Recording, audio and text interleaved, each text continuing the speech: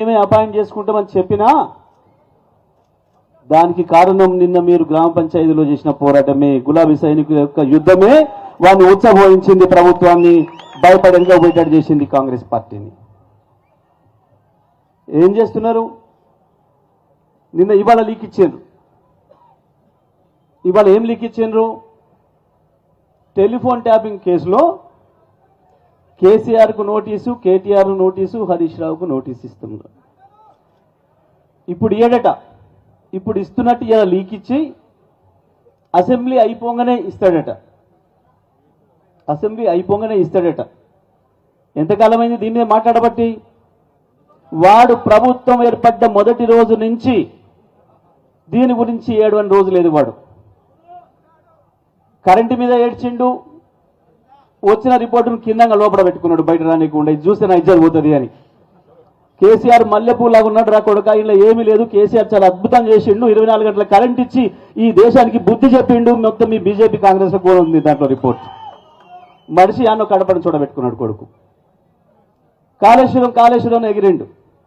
Court చూసింది, ఇంట్లో ఏం లేదురా, నీ ముఖం నీ ముండ ఏముంది, ఇంట్లో బ్రహ్మాండంగా కట్టిండు కాళేశ్వరం కేసీఆర్, నీ కనీసం చేతగాట్లే రిపేర్ చేయడానికి అని చెప్పి ఆడ వాడు దొబ్బింది. ఈ ఫార్ములా ఆ ఫార్ములా అన్నాడు. ఏ ఫార్ములా లేదు, చివరికి తీసుకొచ్చుకొని ఆడోళ్ళ పోటీలను పెట్టి వాళ్ళతో తన్నించుకున్నాడు. అయిపోయింది. నిన్న ఇంకేందో చెప్పిండు. మెర్సీ గారి కంటే ముందు ఇంకోటి కూడా చేసిండు. మనం కేటీఆర్ గారు కష్టపడి తీసుకొచ్చిన ఫార్మాసిటీలో ఏదో గ్లోబల్ సమ్మిట్ అని తీసుకొచ్చి పెట్టిండు. ఇన్ని లక్షల కోట్లు అన్ని లక్షల కోట్లు అంటే నిన్న సార్ చెప్పిండు. అలా భాగవతం ఏందో, ఈయన గురువు మోడీ, ఇలా ఇంకో మధ్య గురువు చంద్రబాబుల భాగవతం ఏందో మన సాగు చెప్పిండు పెద్ద సార్. వాడిని తీసుకొచ్చి ఫుట్బాల్ ఆడతాను అన్నాడు.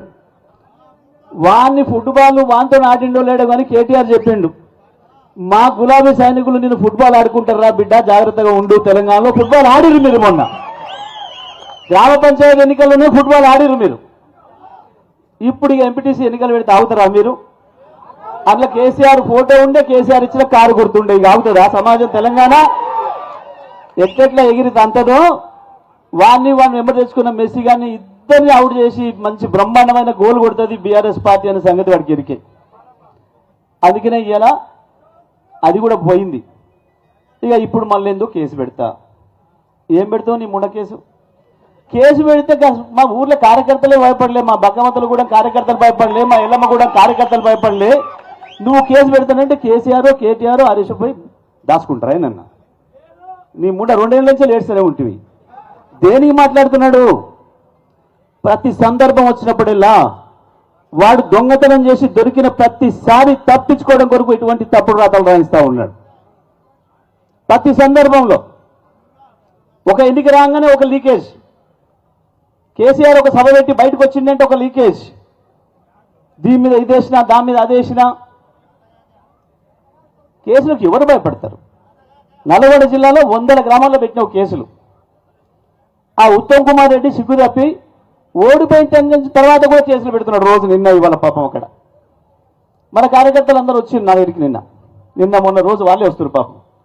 సార్ మా ఊళ్ళో 50 మందిని రోజు పోలీస్ స్టేషన్ రమ్మంటున్నారు, మా ఊళ్ళో 20 మందిని రమ్మంటున్నారు, గెలిచిన సర్పంచ్ను వార్డు మెంబర్లను కూడా పోలీస్ స్టేషన్కి వచ్చి కూర్చుకోవాలనుకుంటున్నారు.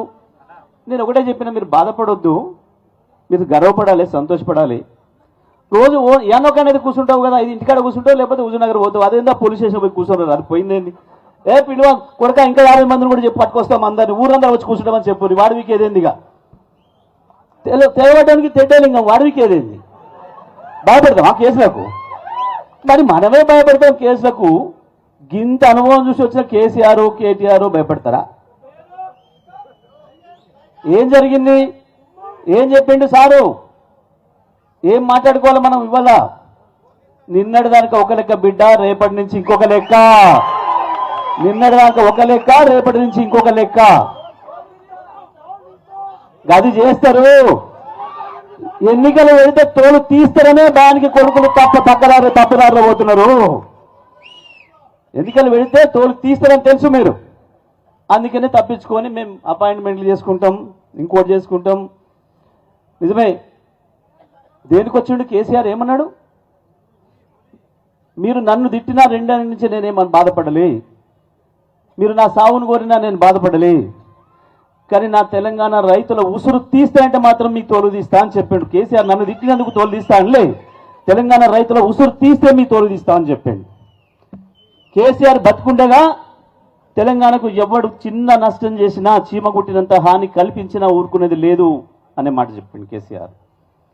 అవును, వస్తున్నాడు రేపు బ్రహ్మాండంగా నల్గొండ జిల్లా నుంచి యుద్ధం ప్రారంభం చేయబోతున్నాం. డిండి పూర్తి చేయాలి, పాలమూరు డిండి పూర్తి చేయాలి. దానికి కేసీఆర్ వస్తాడు. కృష్ణ మీద కూడా నిద్రపోయి అవతల చంద్రబాబు కృష్ణ నీళ్ళని దోసుకపోతుంటే నాగార్జున సాగర్ తీసుకుపోయి కేంద్రం చేతిలో పెత్తనం పెట్టుకుంటే మనం మాట్లాడి తీసుకుపోతున్నాడు రా, సోయలేదు, మీరు లెక్కలు పంచుకునే దగ్గర ఉన్నారు, మీ కమిషన్ల సోయిలో మీరున్నారు, నీళ్ళటు పోతున్నాయి, కృష్ణను దోసుకుపోతున్నాడు వాడు అని చెప్తే మొట్టమొదటి కుక్కలు వరినట్టు వదిలిండ్రు. కేసీఆర్ వచ్చి నల్లగొండలో 1,00,000 మంది సభ పెట్టి గర్జన చేస్తే తెల్లారి ఉచ్చబోసుకొని అసెంబ్లీలో తీర్మానం పెట్టింది ఏకగ్రీవంగా, మేము కృష్ణానదిని ఇయ్యం, మేము నాగార్జున సాగర్ని ఇయ్యమని మాట్లాడింది. ఇవాళ కూడా మళ్ళీ బనకచెర్ల విషయంలో అదే చేసిండ్రు.